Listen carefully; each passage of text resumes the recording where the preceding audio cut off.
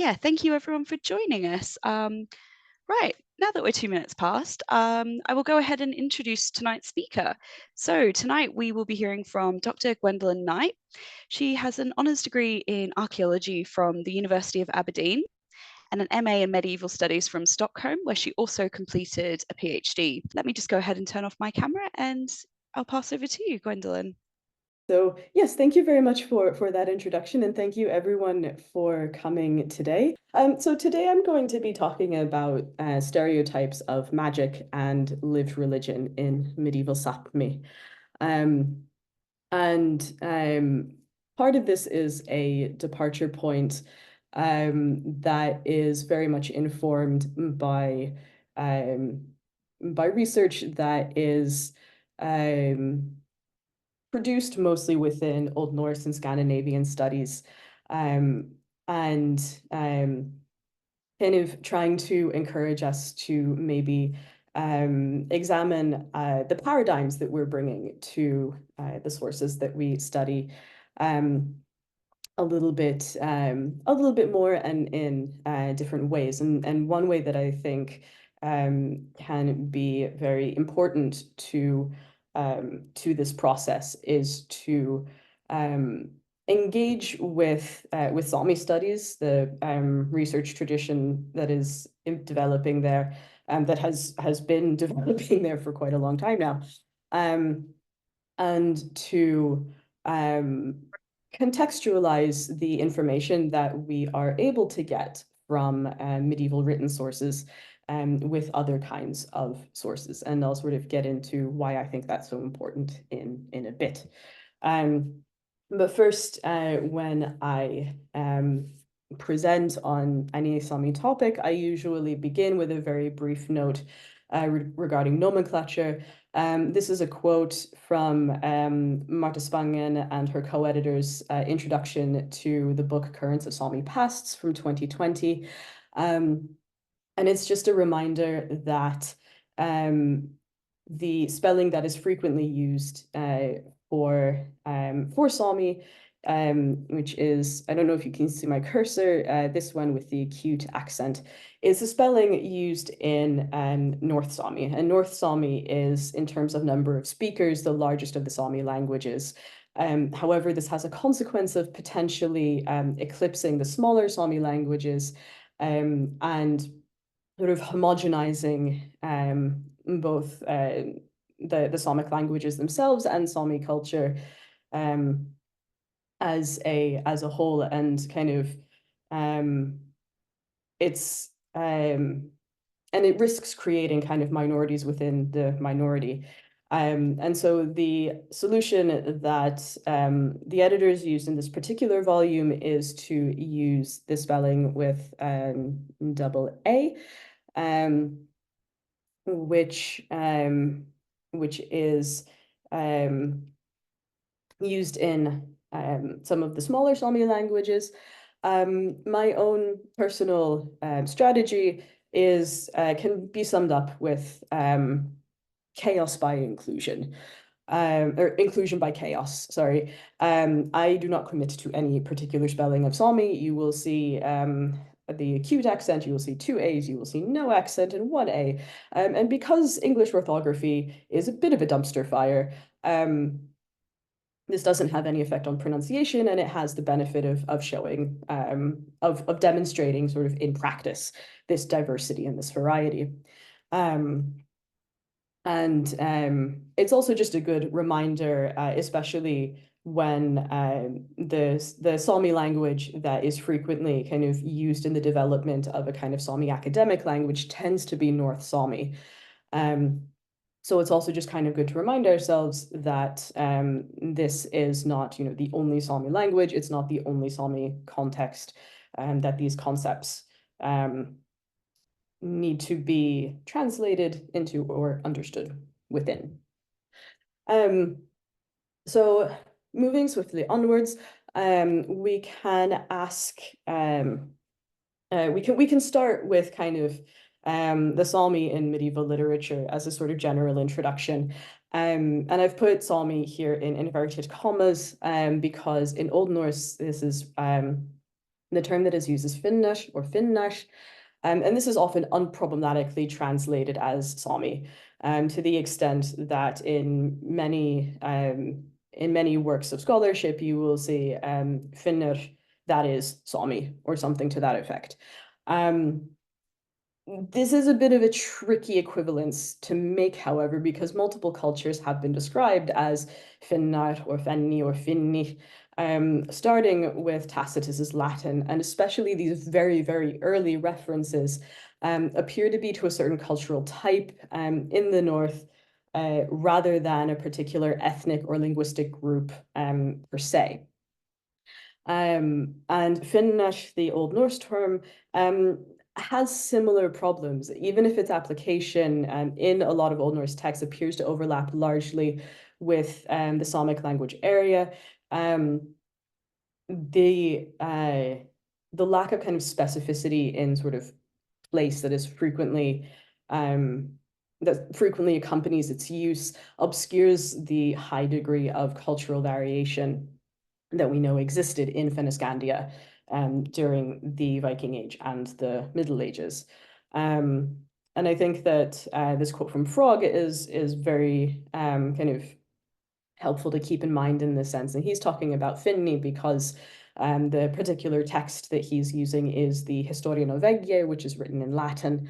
But the point stands. Translating Finni into a modern ethnonym misleadingly reproduces the homogeneous construct of otherness in academic discussion, a construct that has long been commonplace in research, but which remains problematic. It misleadingly implies that there was some collective and commonly shared Sami religion. And this is something that we will return to a little bit later. But turning to the medieval texts themselves, in her excellent doctoral dissertation and subsequent book, Solveig Marie Wang has developed the concept of a Sami motif cluster that comprises a set of associations such as skiing, hunting, and most predominantly for our purposes, magical skill. And indeed, saga characters who learned magic often learned it from a Finna individual. Taxation is also a prominent aspect of the relationship between the Norse and the Finnish.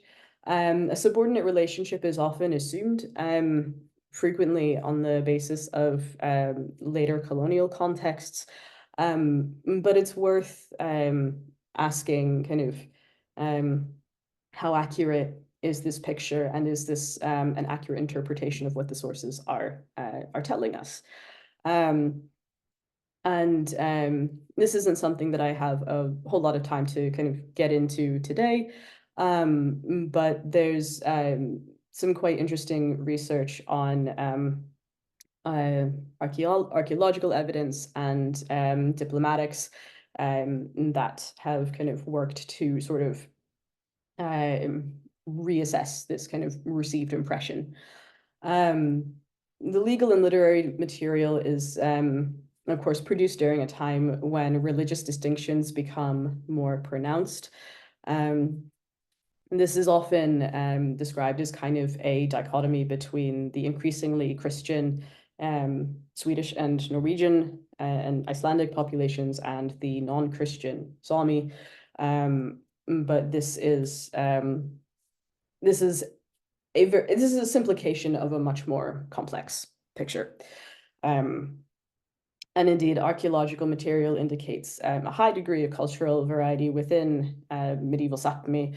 And as I mentioned earlier, this isn't really something that is particularly reflected in textual sources. In very broad strokes, scholarship on the Sami in medieval Scandinavian studies, going back to Sami here because, of course, of this equivalence that I mentioned earlier, frequently Scandinavian Sami interactions are presented as intensive and often one-sided. The intensive and often one-sided research requires a knowledge of historiography in order to be aware of and partially to correct hidden assumptions about intensive and often one-sided power relationships that existed, or that are thought to have existed during this time. And this is familiar to me as well from my work in magic studies, where hidden assumptions can have far-reaching effects, not just about what magic is, but indeed often about what Christianity is or does. Scholars in this arena often used much less of their methodological insight when discussing the Sámi parallels. In effect, they lacked the essential linguistic knowledge of Sámi, as well as a basic familiarity with Sámi culture. And this is something that is changing. Recent research has really done a lot to kind of try and interrogate these assumptions and lay out sort of, say the quiet part out loud about a lot of these assumptions that have gone into previous research. And yet certain stereotypes persist so frequently when talking about this stereotype of magic use.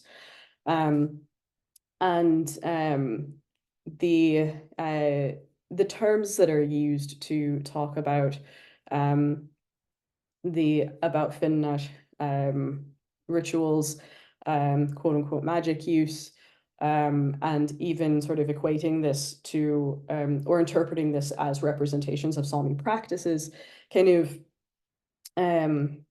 are fairly well encapsulated by Konsta Kaikkonen's observation about the term shaman, such that without critical evaluation, the term shaman is burdened with ethnocentric biases and theoretical assumptions. It is far from a neutral concept in a Sámi context. The outsider definitions and translations of Sámi culture in a colonial setting perpetuate ethnic stereotypes and othering, starting with witchcraft and ending with shamanism. And so this leads us into a brief digression about magic. Anyone who has heard me speak before is probably rolling their eyes a little bit at the word brief, but we will try to be brief. So magic is a slippery term. As Göran Malmstedt observes here, it's difficult to define. Its content has varied at different points in time and in different contexts. His conclusion is that despite the difficulties, the term magic is still used within research, since despite everything, it can comprise and evoke particular behaviors and conceptions. And for those of us who have English as a native language, we develop a sort of clear distinction or a sort of clear understanding of kind of the unreal that we then attribute to magic. So when we talk about, or when we say something to the effect of, that we just intuitively know what magic is, like to a certain degree, psychologically, that's kind of true. But that also means that it becomes quite difficult to actually sort of interrogate, okay, what sort of understanding am I bringing to my use of the term magic? And does that align with how this term that I am interpreting as magic is being used in this context? Magic and witchcraft in the Middle Ages. Of course, these are two terms that, again, underwent large changes. Were not stable terms during the Middle Ages. Very broadly, magic is often a label used to identify ideas or persons who fall outside the norms of society in some way, marked as special or non-normative, either for the purpose of exclusion or to heighten a sense of mysterious power inherent in their status. But what I kind of want to encourage us to think a little bit more about is the inherent Christian context that magic as a term is developed within in the Middle Ages. And such that when magia sort of contrast with religio is recentered by Christians on Christianity, it becomes an integral part of Christian identity building, such that what we do is the correct, is the accepted religion, and magic is kind of what other people do. And so we can see this in certain hagiographies where, you know, for example, in Irish hagiography, where a druid and a saint will kind of go up in a competition with each other, and, you know, blow for blow, what they're doing looks very similar. But because the saint is drawing their power from the divine and the druid is not, the saint prevails. You know, sort of showing that at the end of the day, it's who you ascribe the power to that really makes the critical difference. And so this becomes especially important when we're talking about magic as an analytical category in the Middle Ages, because it has been frequently there's been an acknowledgement of kind of magic as a medieval term, but then the analytical framework that's been used has been an anthropological one. And so this kind of creates a little bit of a mismatch occasionally between the way that we are interpreting magic and kind of what is actually being presented in the sources and what they're trying to sort of say with it. And a kind of brief example is that, you know, we're very used to the parts of the of Adam of Bremen's History of the Archbishops of Hamburg Bremen that kind of emphasize the non-Christian populations, and, you know, the arts of magic that are practiced by the putatively Sámi population has been reprinted however many times. But it's worth pointing out that when Adam of Bremen is talking about the converts in Norway, they also were having fun with arts of magic. And it was with conversion that they now in simplicity confess with the apostle of Christ and him crucified. And he also notes that, you know, even when he is kind of describing the superior magic that the people in the Arctic track use, he adds, and you know, they do much else of which one reads in the scriptures about magicians, which sort of shows that, you know, not only is this kind of way of speaking a very important part of kind of delineating who sort of who belongs to a Christian identity and who doesn't. A lot of it is just also very informed by what one reads in the scriptures about magicians, and also what one reads in later commentaries about magicians. Yeah, and I kind of enjoy the end of this, that and since much else may there be seen that is entirely different and strange to our people, we leave it and other things to be more fully described by the inhabitants of that land. It's just a nice little bit at the end there. So this all kind of leads us to is magic versus religion a useful or helpful paradigm? Is this kind of leading us to teleological assumptions? And of course, this is a problematic dichotomy even for the Middle Ages more broadly. So we've just kind of been going through like difficulties in in pointing down kind of what is magic, but also the question of what is religion is a bit of a tricky one. And of course, you know, anyone who has worked within history of religions is very familiar with this problem. Um, it is, of course, heavily conditioned by norms and expectations of a particular kind of religion. And so this can become problematic um, when we try to talk about religions or belief systems that don't conform to those norms or expectations. Um, and there's a presumed dichotomy, an implicit centering of Christianity in terms like non or pre-Christian. Even something like a term meaning indigenous religion, Yamio Skoldat, and Religiovna. Of course, the latter obviously being a loan of the Scandinavian religion, and the first being sort of indigenous, and then Oskollat, but sort of grounded in very kind of Christian-derived terminology. And if we're trying to sort of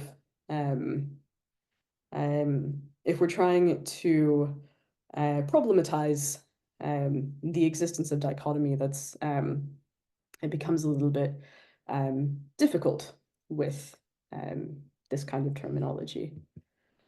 And of course, the matter of position and perspective in how we talk about belief systems, contra religion or on their own, or indeed simply how we talk about magic, whether it's implicitly pejorative or whether we're trying to use it in a more neutral way. And that's, you know, that by reproducing the idea that they have beliefs, there is an inherent risk that this endorses the position that we, whether that implies anthropologists, medics, or other collectivities, have in contrast knowledge. And this is kind of, you know, when we start talking about things like magical thinking, that there's this sort of like implicit pejorative that, you know, that they have magical thinking, but we are, of course, too scientific and rational for that sort of thing, which is, you know, which is something that kind of doesn't especially help us to really understand what we're talking about. And so the framework that I am trying to, or the framework that I'm developing to work within, is one that combines lived religion and Sámi Vanglash Arbitiero. And so starting with lived religion, it was, of course, the challenge, as always, with the term religion, that it's an etic concept in the sense that it carries, you know, certain expectations and assumptions that are not met by all cultures, and particularly frequently not by the Sami cultures, and it doesn't really, and of course, because of the sort of delineation between different spheres of life, where we're very used to thinking of religion as kind of a pillar and not something that is simply a part of everyday life, a worldview that includes all aspects of living and livelihood, it's kind of challenging for us to sort of encompass with the term religion. And lived religion as a theoretical construct can be challenging to apply to pre-modern contexts, because it wants to interrogate a particular level of specificity that can be difficult to get at in the sources that we have available. And also because it is a theoretical kind of package, and it has its own baggage. It of course doesn't entirely escape the interrogative Western gaze that Sami cultures have been subjected to for a very long time. Nevertheless, I think that this is a quite a promising option, kind of not as a sole approach for trying to understand medieval Sápmi, but it is one that can facilitate quite kind of interesting approaches. In that within medieval Europe, when we talk about lived religion, it's often used with reference to Christianity. But it's not limited to this use, because of course lived religion is quite simply how people use and understand and mediate the world around them with the help of religion or through religion in their daily life. And so it can be quite usefully applied to, for example, contact areas that resist easy categorization, because it doesn't require saying that this is kind of, oh, this is more Christian, or this is, non-Christian. It doesn't necessarily imply that polarization. It's just kind of how are people using religion in their daily lives, as far as we can tell. Another term that has been used is syncretism. I generally prefer lived religion to syncretism because it doesn't apply a sort of a stage of conversion or some kind of gradient between pristine versions of Christian and non-Christian, especially when we're talking about Sami cultures in plural, with lots of diversity around Sápmi, trying to talk about, some kind of pristine sort of non-Christian Sami religion, especially for something that kind of we can see quite clearly varied quite a lot in time and space, is not ideal. And sort of all this comes together to create a potential to almost use the term to disrupt its own theoretical baggage, and work against exoticizing tendencies, ideally. And kind of the map of the Sami languages kind of doesn't entirely correspond with present-day Sápmi, but it sort of shows the distribution of the languages and I was talking about earlier. And this map over here on the left shows in the sort of crosshatch bit in the middle here, quite a large zone. So when we're talking about sort of areas where we're, reasonably confident that there was contact zones, this is a fairly large area here, and so it kind of helps to be able to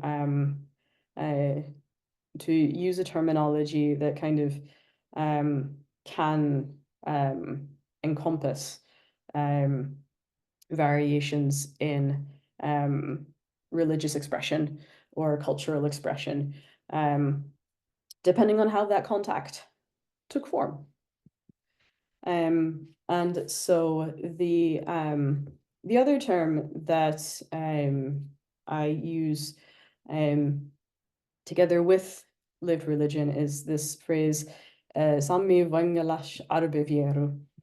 And this is a term that has been developed by Jelena Posanger, who has kind of worked to develop a North Sami vocabulary, academic vocabulary for for precisely this concept.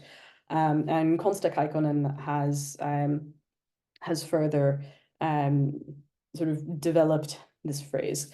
It roughly translates to Sami spiritual tradition. And Kaikkonen proposes using this as an umbrella term to replace Sami religion. And so as an kind of indigenous derived term that is used as an etic one to cover the whole span of pre-missionary times to post-missionary ones, as well as the current interest in shamanism and Sami traditions within Sami communities, and kind of requiring then sort of contextualization and the task of translating this term in scholarly literature and to explain how it is used in specific contexts. So the potential kind of challenge of, trying to talk about, perhaps lived Sami Wangalash Arbevieru is sort of part of the idea. Of course, this is a North Sami term, and so it also kind of requires us to talk about the applicability to other Samic languages, and how this term itself would need to be translated or adapted in other Samic languages as well. And kind of here below you have a bit of a breakdown of how the different elements of this term sort of combine together, and the related term as well, arbediehtu, traditional knowledge in a general sense, whether theoretical or practical. And what's kind of really sort of emphasized with arbediehtu is that it's community developed and maintained. It's not dependent on scientific communities' definitions, or kind of outsiders telling the community what their traditional knowledge is. This is something that is living and under constant kind of change and maintenance in that way. And so these are two concepts, of course, that contrast with each other in certain ways, but they also complement each other. One thing about using lived religion is that it's also not bound to kind of saying that any particular cultural expression belongs, in inverted commas, to any particular ethnicity, whereas Sami Wangalash Arbevieru allows us to kind of more specifically talk about Sami lived religion, Sami cultural expression. And going back to sort of the idea being that when a Sami academic phrase is used in research literature that isn't in Sami, that it needs to be kind of translated and explained to the particular context, and kind of taking a particular phenomenon and kind of looking at it from both of these angles and saying, okay, so why is it lived religion, and why is it Sami Wangalash Arbevieru?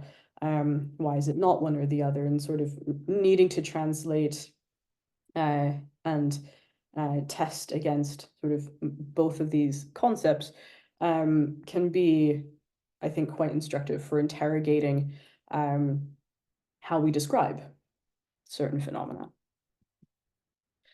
And is kind of an example of sort of how situated knowledge can be within a Sami cultural context. I have a couple of excerpts from Muroktule Muvaimus, a very famous poem from Niels Aslak Valkeapää.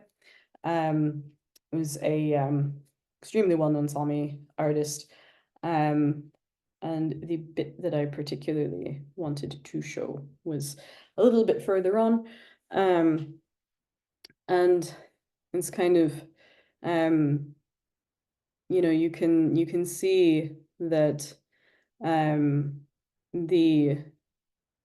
knowledge of family, the knowledge of belonging here is so deeply bound up in the land, and in particular features in the land, that it's quite literally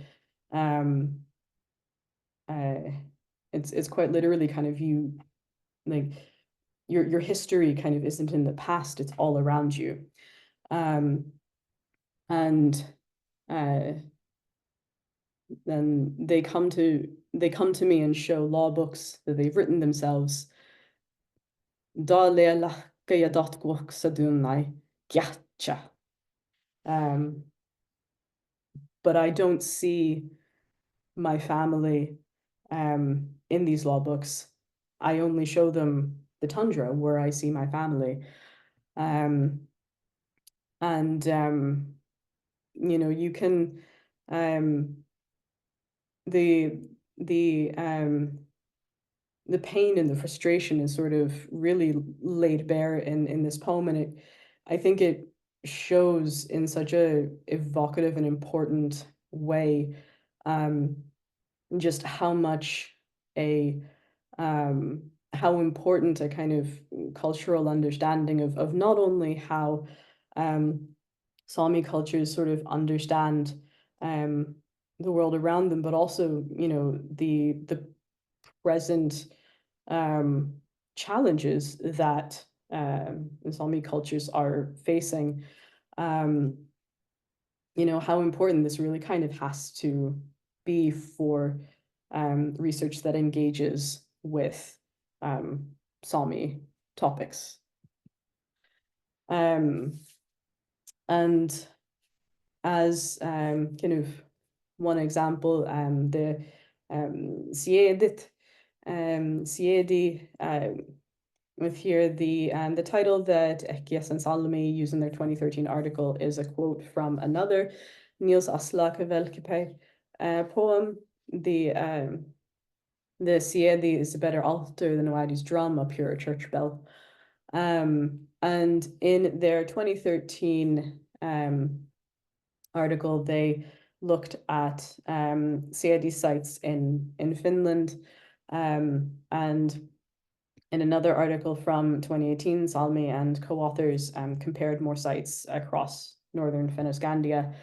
And these Siedi were sometimes wooden objects, but most often stones, near which offerings were made. And the offerings were usually connected to means of livelihood and consisted of animals that were important for subsistence. And we can kind of think about Siedi as sort of particular communication or kind of focus or nodal points in the landscape.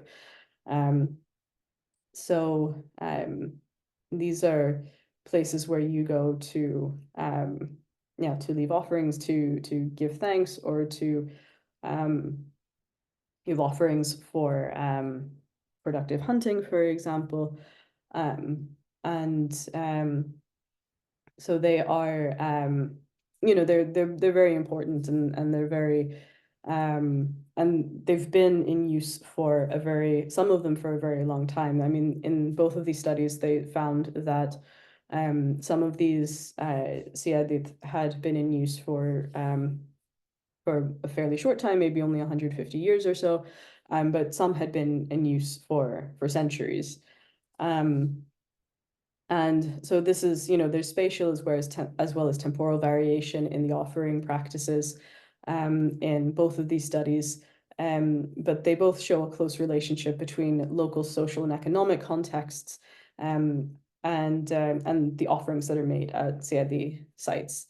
One thing that's really interesting is that in the comparative study by Salome et al., they show variation, but they also show that there were certain kind of common shifts that seem to have taken place across broader areas, where you can kind of see local mediations of broader shifts.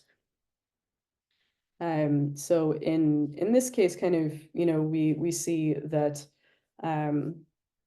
these are mostly in the far north, and so we kind of see how, in order to really interpret these in a way that is both kind of culturally appropriate and also can kind of be more widely contextualized, we do have to approach them as well, precisely from the perspective of how they were and how they are understood, even still today. And as a textual example, I wanted to look briefly at Éciveting law, and the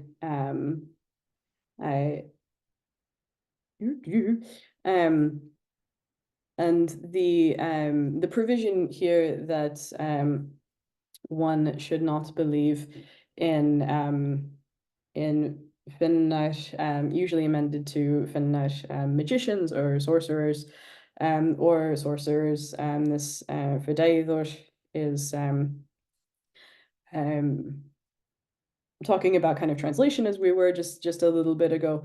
The particular translation choices that one makes can also say a lot about how one sort of interprets the particular things that are not allowed. For example, in at least one translation of the medieval Norwegian laws, that the same words will kind of be translated as magic, sorcery, or witchcraft at different points throughout, with kind of no real explanation of how this kind of might correspond to potential differences in the text. And there are a couple of sort of interesting things to think about here. I mean, first of all, that we see from other written sources that there's not generally an implicit assumption that all Finnish were heathen. That there were kind of, within this broad contact zone, there appear to have been kind of people who either integrated Christianity or converted to Christianity. And so the idea that we have kind of people talking about Finnish sort of down here is not that surprising, given that broad contact zone area. But also it's important to contextualize these mentions of kind of believing in Finnash or going to seek Finnash, that it's within the context of other kind of practices that go against the ideal of Christian practice that the Christian law is wanting to present and uphold. And so it's, not necessarily kind of it's not necessarily saying that all of the Finnash in this area are magicians or what have you, because there's no implication that sort of all women have remedies or healing or what have you, but that believing in these particular powers, that's what is And that's what is, contra the ideal practice. And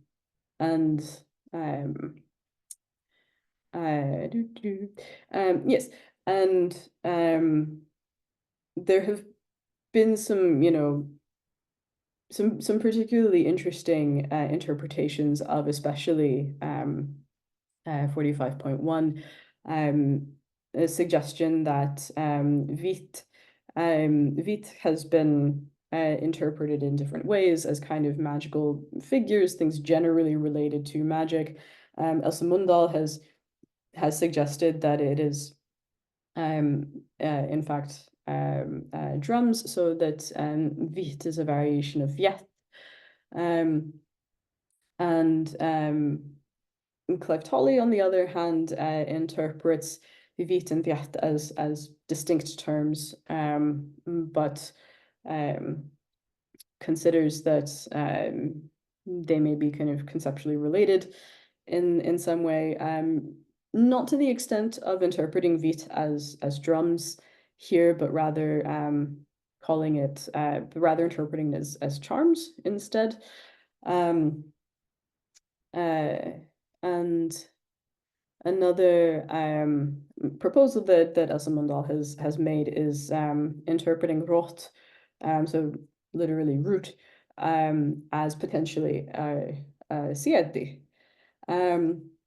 And this is a really interesting proposal, given that we saw from previously that siedi, a siedi could be in wood, and since this is a part of a provision that's talking about what one should not believe in, then kind of believing in the power of a siedi would make sense in context. The kind of slightly challenging thing there, of course, being that most of the sort of concrete analyses of siedi that we have are from much further north, and given the diversity of cultural expression,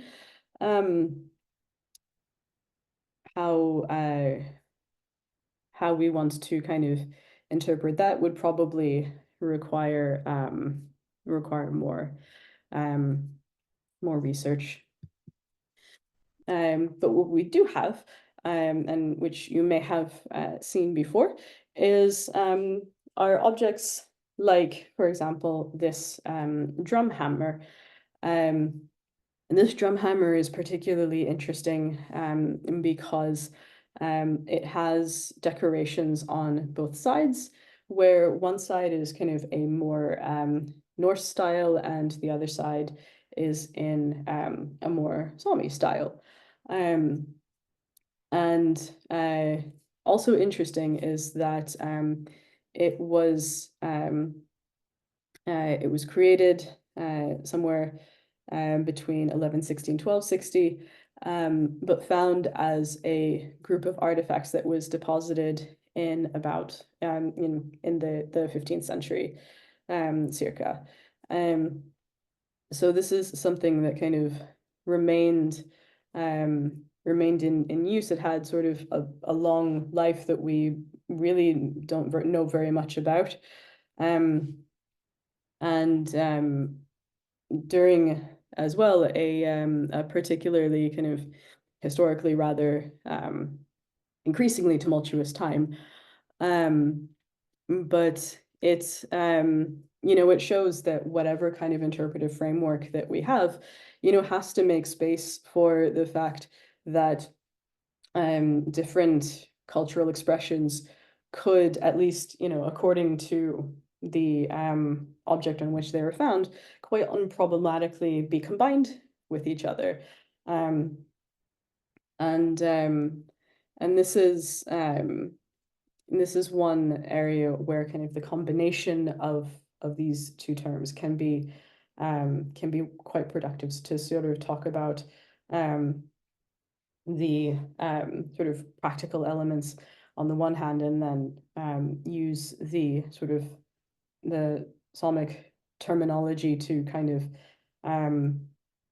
you know, be to kind of require us to think more actively about the cultural specificity of what we are looking at and trying to explain. So some takeaways. Mulk and Baylis Smith have a great article from 2019, and this quote is really kind of, it's taken from their article, it's applicable here as well. We conclude that pre-Christian religious ideas are unlikely to have been monolithic, static, or uniform across the wide terrain of the Sámi area. Unsurprising given sort of everything that we have gone through. But also there's a long process of cultural interchange among different groups. And given the holistic nature of Sámi cosmology, we can, you know, think about this reciprocal relationship between human and non-human powers and the inhabiting of a sacred landscape,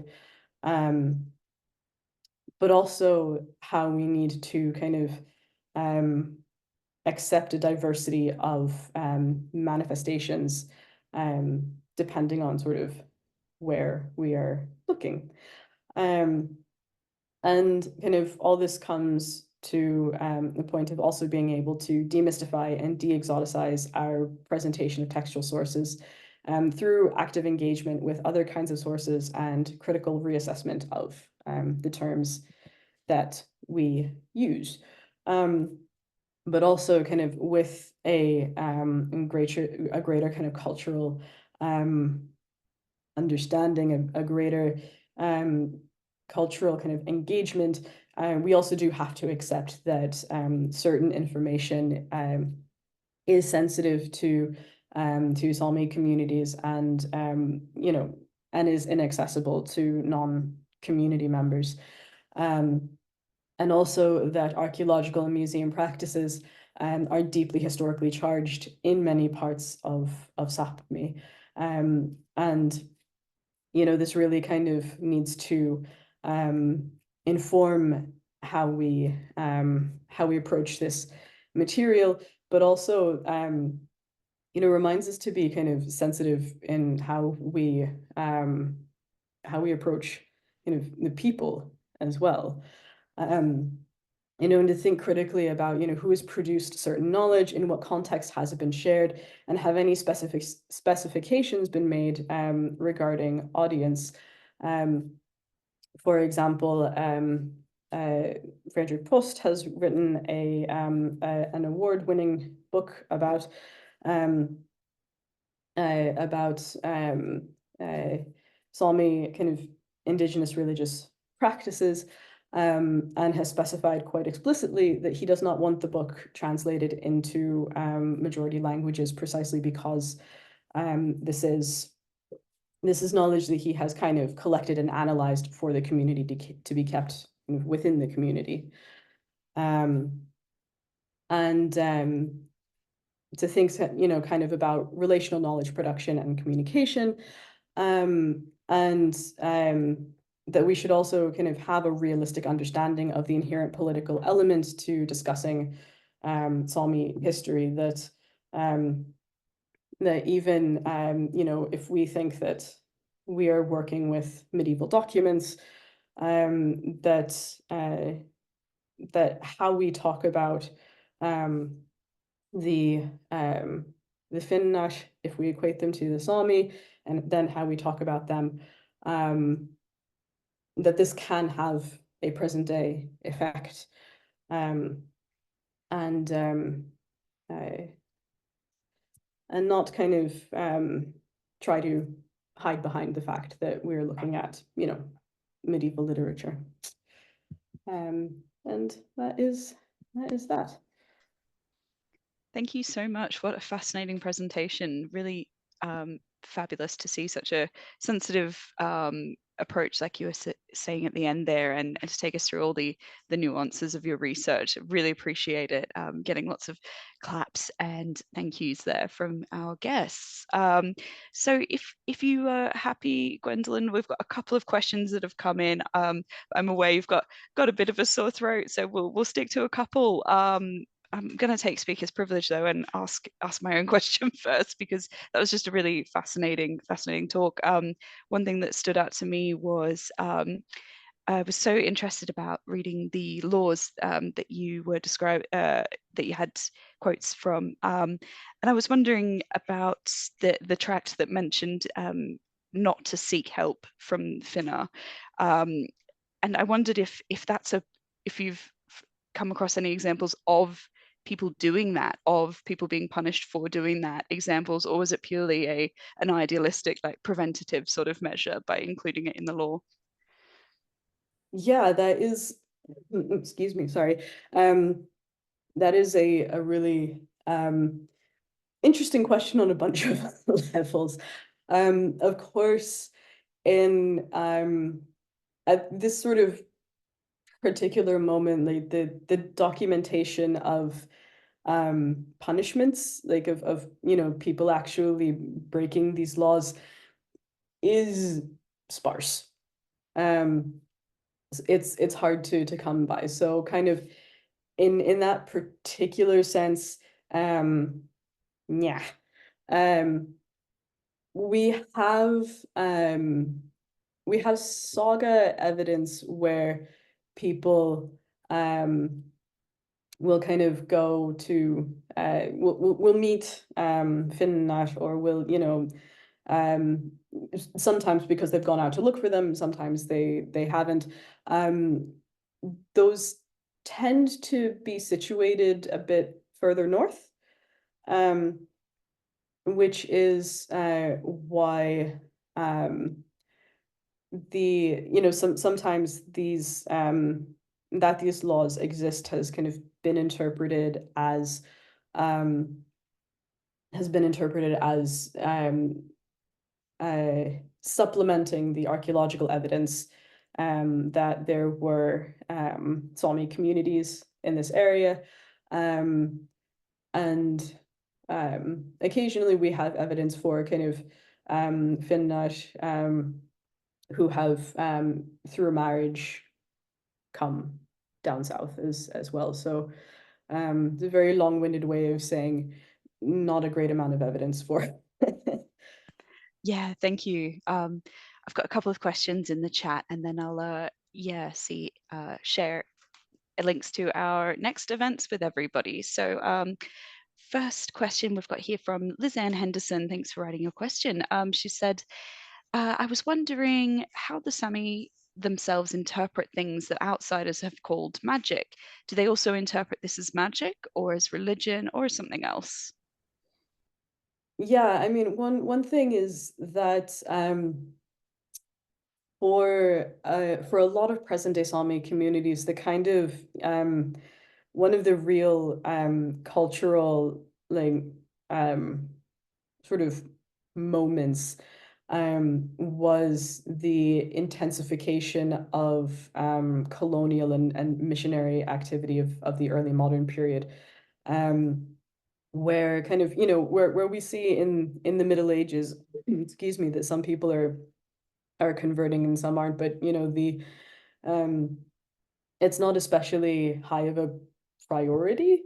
Um, in once the missionary and colonial sort of machine starts working, is when we really see the kind of active demonization and suppression of what kind of is seen from the missionary's point of view as non-Christian behavior. Um, and so um, this is kind of, this idea that that indigenous practice, because from that point we really can talk about, indigenous practices and the sort of, ILO 169 sense of indigenous, that, that is just so heavily demonized. And this is kind of, and Schaefferus wrote Laponia partially to defend Sweden against accusations of using Sami magic to win battles. So this is kind of a stereotype that's really persisted through time, and that really informs, I think, how the struggle that I think a lot of people have with um, with things that outsiders have called magic.